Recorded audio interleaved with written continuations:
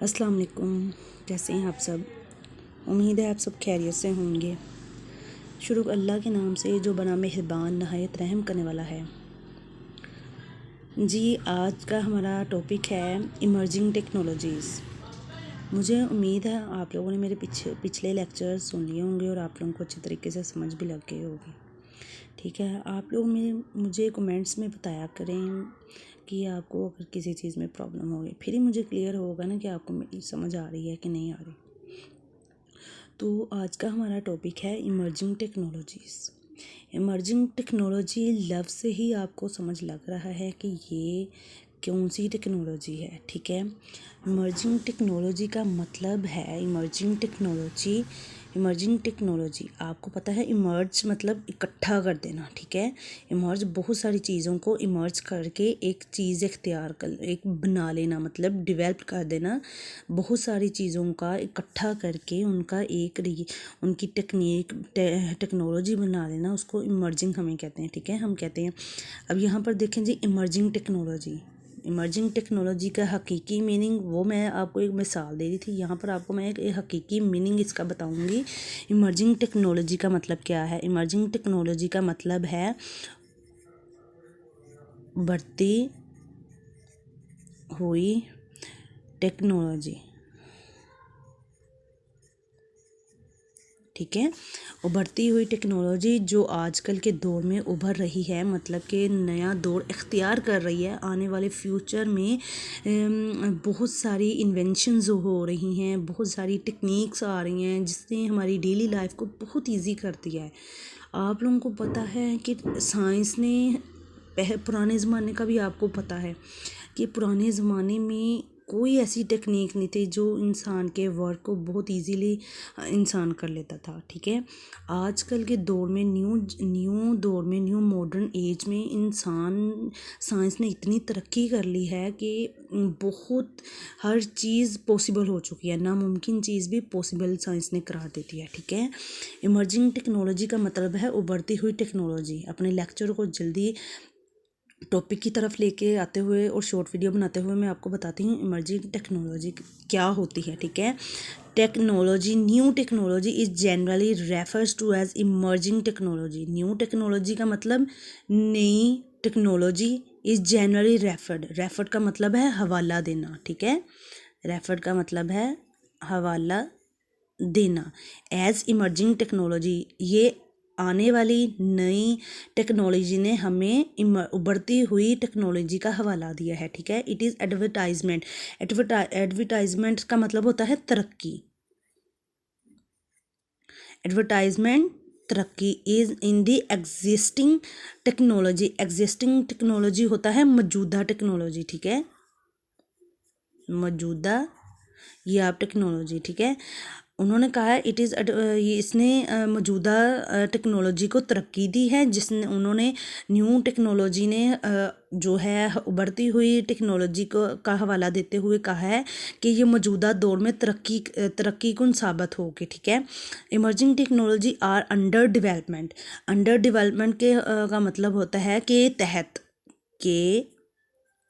तहत ठीक है, के तहत तरक्की याफ्ता। डेवलपमेंट आपको पता है मतलब तरक्की याफ्ता। मैं आप लोगों को इनके मुश्किल अल्फाज के मीनिंग भी बता दूंगी, आप लोग फिर अपनी बुक्स पे नोट डाउन कर लीजिएगा। ठीक है, emerging technology are under development technology, उन्होंने कहा है इमर्जिंग टेक्नोलॉजी ने के तहत हम अपने जो है तरक्की याफ्ता technologies that will replace the current technology. उन्होंने कहा है कि उन्होंने उभरती हुई टेक्नोलॉजी के तहत तरक्की याफ्ता टेक्नोलॉजी को रिप्लेस कर दिया करंट टेक्नोलॉजी, मतलब कि ये मौजूदा टेक्नोलॉजी। ठीक है, इन द नियर फ्यूचर, आने वाले फ्यूचर में उन्होंने इमर्जिंग टेक्नोलॉजी के तहत उन्होंने तरक्की याफ्ता टेक्नोलॉजी को रिप्लेस कर दिया करंट टेक्नोलॉजी, जो कि आने वाले हमारे फ्यूचर में टेक्नोलॉजी है। ठीक है, we will use them in every field of life including education, information technology, medicals, transportations, communications and any more. हम टेक्नोलॉजीज़ को बहुत चीज़ों के लिए इस्तेमाल करते हैं, हर फील्ड के लिए ये इस्तेमाल होती हैं, जिसमें एजुकेशन भी मौजूद है, इंफॉर्मेशन मालूमात के लिए टेक्नोलॉजी आपको मैंने बता दिया है, व्हीकल्स में ट्रांसपोर्टेशन मतलब ज़राए आमदरफ्त के लिए, और कम्युनिकेशन मतलब राब्ते के लिए, एंड मैनी मोर और बहुत सी चीज़ों के लिए। ठीक है, ये आपको टॉपिक समझ आ गया। चलते हैं अपने नेक्स्ट टॉपिक की जाने। आगे है जी एग्जांपल्स ऑफ इमर्जिंग टेक्नोलॉजी। ठीक है, इधर उन्होंने कहा है we will see the emerging technology in action in every field of life. हम इमर्जिंग उभरती हुई टेक्नोलॉजी को अपनी ज़िंदगी के हर एक्शन में एक्शन मतलब हो, आपको पता ही होगा एक्शन क्या है, जो हम आजकल के दौर में काम करते हैं उस चीज़ का हवाला दे के उन्होंने बताया हुआ है कि हम अपने ज़िंदगी में जो काम कर रहे हैं उसमें हम इमर्जिंग टेक्नोलॉजी को देख सकते हैं।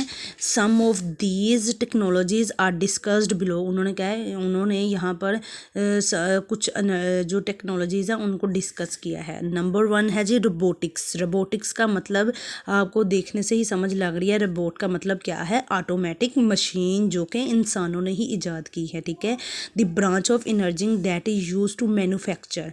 उन्होंने कहा है ये एक इंजीनियरिंग की ब्रांच है जो कि मैन्युफैक्चर, आप लोगों को पता है मैन्युफैक्चर क्या लफ्ज़ है। मैन्युफैक्चर किसी को बनाना, किसी चीज़ को बनाना है। ठीक है, मैन्युफैक्चर है तैयार करना या बनाना। ठीक है, the branch of engineering that is use to manufacture intelligent machine. उन्होंने कहा है कि इंजीनियरिंग की ऐसी ब्रांच जिसने मैन्युफैक्चर इंटेलिजेंट को यूज़ करते हुए टू असिस्ट का मतलब है मदद,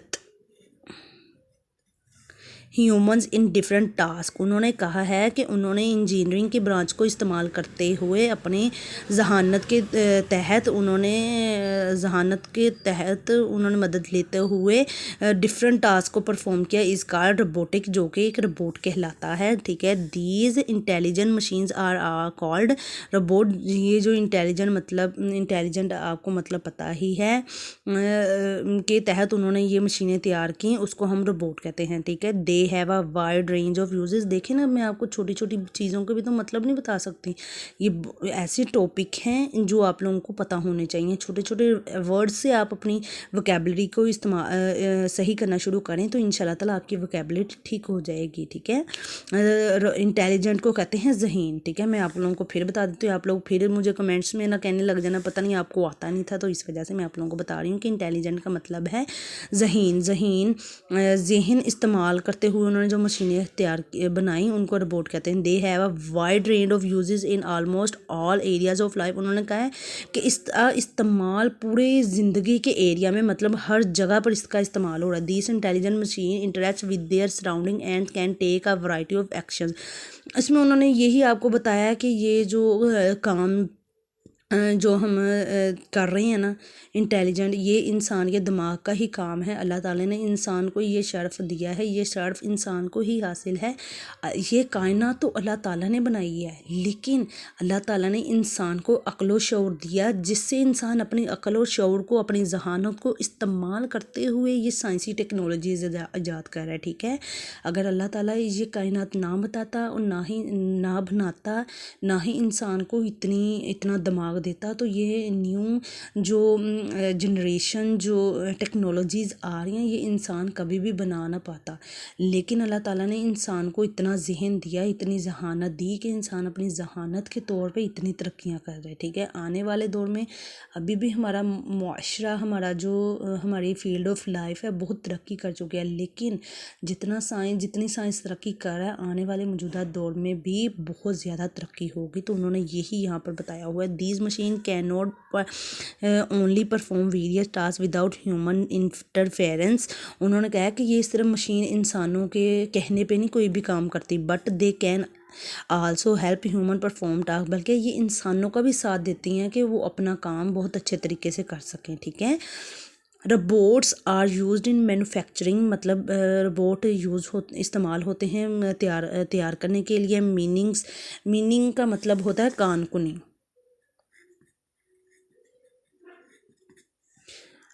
लॉजिस्टिक्स का मतलब है लॉजिस्टिक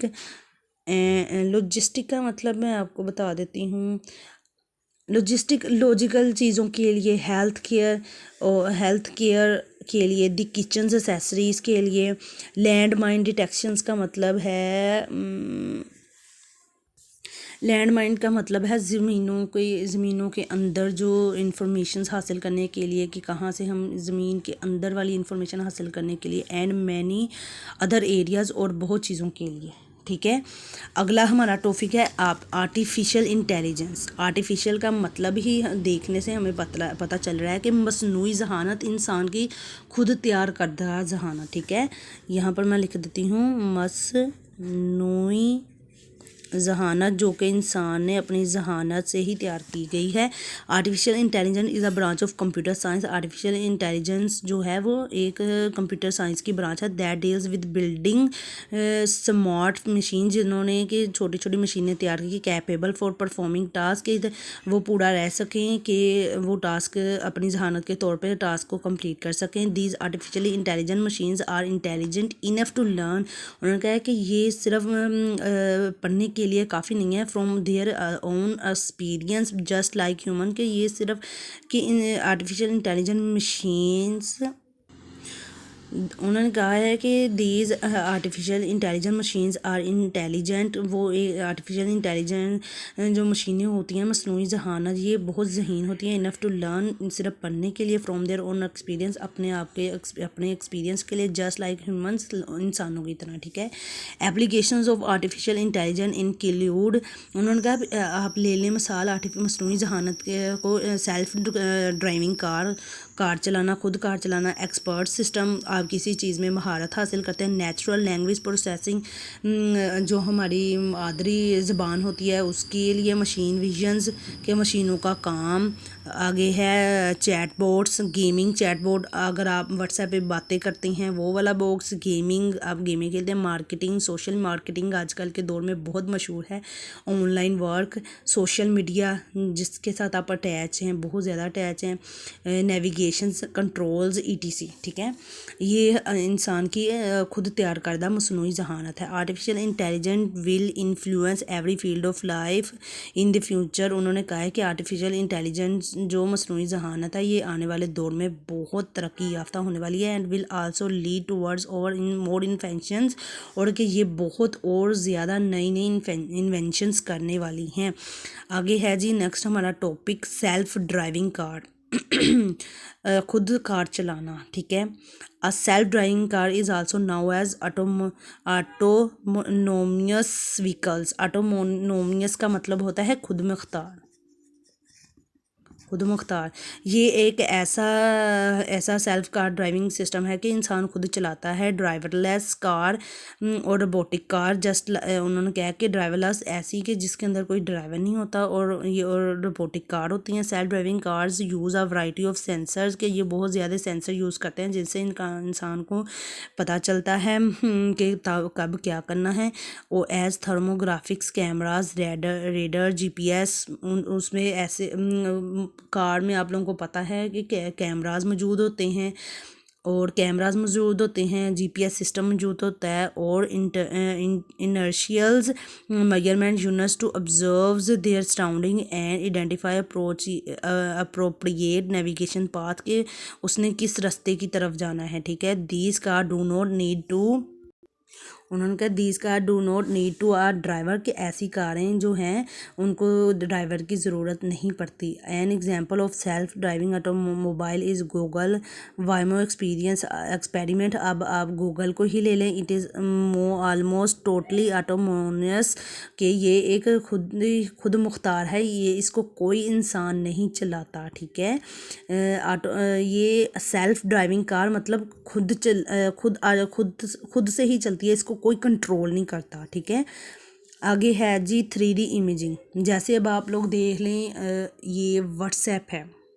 ठीक है, व्हाट्सएप चलाते तो हम हैं, लेकिन इसका पिछला सिस्टम जो है ना किसी के कंट्रोल में है। ठीक है, उसको, और अब जो गूगल है, गूगल के ऊपर हम करते हैं, ये खुद ब खुद करता है, कोई तो नहीं इसको चलाता ना।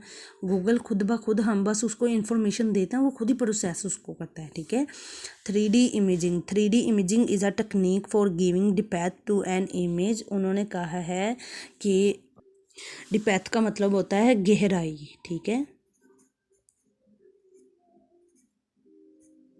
उन्होंने कहा है 3D image is a technique. 3D ऐसी इमेज है जो कि तस्वीर की गहराई तक जाती है। Simple image are created on 2D plane with height width various. 3D imaging give to third dimensions of depend to the image also. इधर उन्होंने कहा है कि 2D जो इमेज होती है ना, इसकी विड्थ इतनी हाइट नहीं होती, हाइट ज़्यादा नहीं होती, जबकि 3D image gives the third dimension के वो थर्ड डायमेंशन और बहुत डीपली गहराई में होती है इमेज, ठीक है। It establishes on optical illusions of depth by capturing an items in 3 dimensions. आगे है some of its application include computed tomography, 3D lasers, scanning, magnetic resonance, 3D movies ETC। अब ये उन्होंने उसकी एप्लीकेशंस बता दी हुई हैं कि 3D इमेजेस किन किन चीज़ों के लिए यूज़ होती है, ठीक है। नेक्स्ट है जी होलोग्राफिक इमेजिंग। ये एक ऐसी होलोग्राफिक इमेजेस होती है कि जो कि हम हाथ के जो शुआओं के ज़रिए, जो शुआएँ नहीं होती कि किसी मशीन के अंदर से ऐसी शुआएँ जो इंसान अपने हाथों के ज़रिए अपने हैंड का इस्तेमाल करते हुए होलोग्राफ बनाता है, ये उस चीज़ का नाम है।